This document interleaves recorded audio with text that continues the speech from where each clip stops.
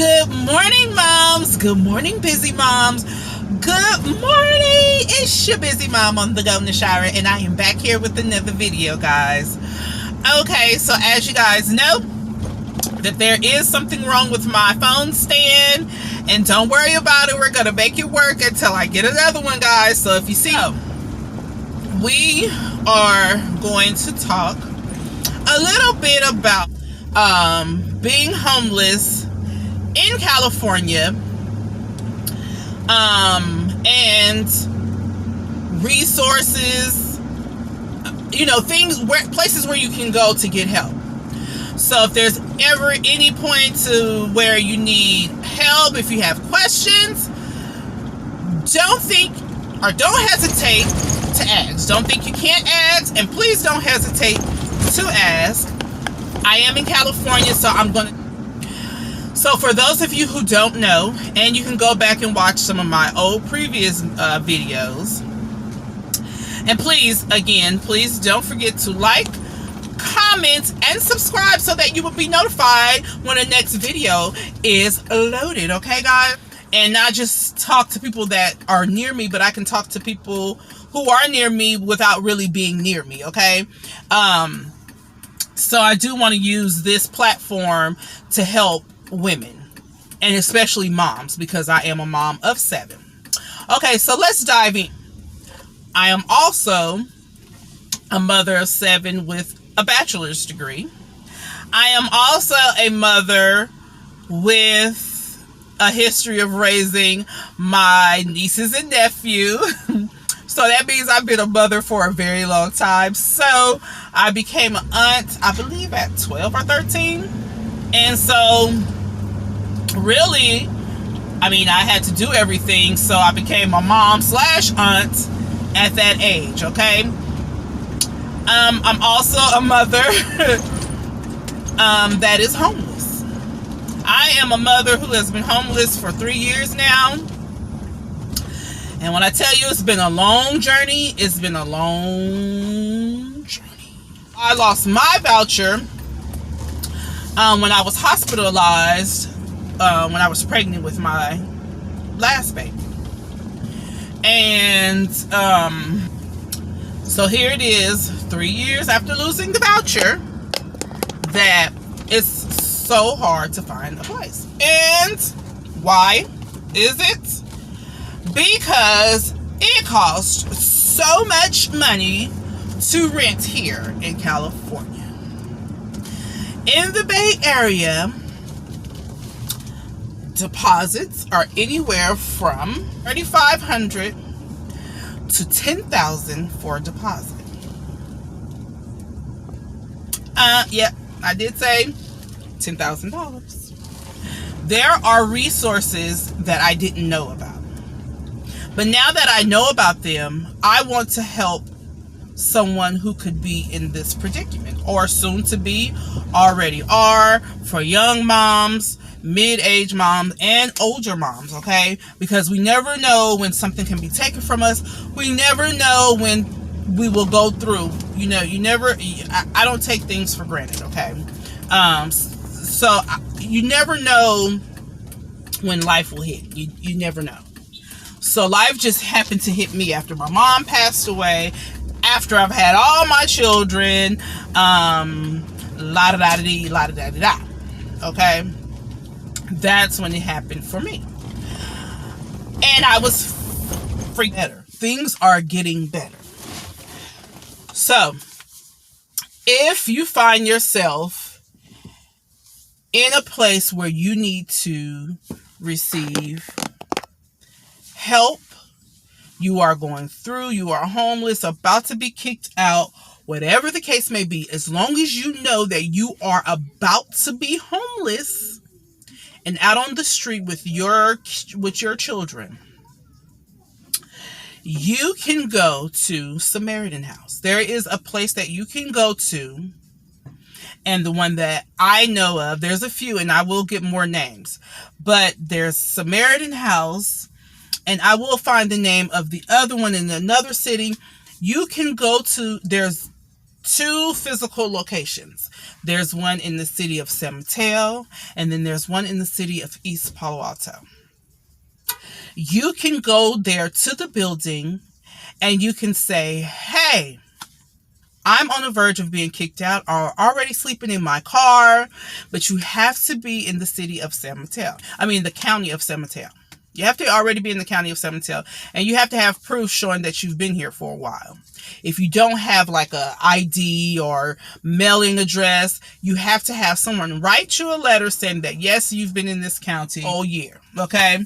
Just make sure it's a year. No, not say do the whole year, but make sure it's a year. And they will have someone call to assess you. So you will go through an assessment. They ask you questions. What's your name? Do you have anybody in the family with disability? Or I think they ask you, do you have income? Any health issues? And if you have someone with you that's disabled, even yourself, or a health issue, mental issue, you're put at the higher, you're going to be at a higher ranking to get called immediately so that you won't be on the streets. So let's just say that they call you, assess you, you've been approved. More than likely you will be approved. One will pull your name. Then the shelter and then the agency will communicate. If for some reason the shelter does not have a space available at the time, the agency will then place you in a hotel. And it could be from 1 day to 3 days. Just enough time to get the shelter together in a whole nother city. But let me tell you this, because the day that you have to be at the shelter, you have to make sure you are there on time. Because if you're not there on time, you will get wiped out and they're moving on to the next person. So the best bet is, if you know for sure that you either are going to need a ride, you're going to have an Uber, or you're just a late person, please get up. And if you just have to be there at 6 o'clock in the morning and wait till whatever your time is, 10 o'clock, be there on time. And so you can be here at the shelter.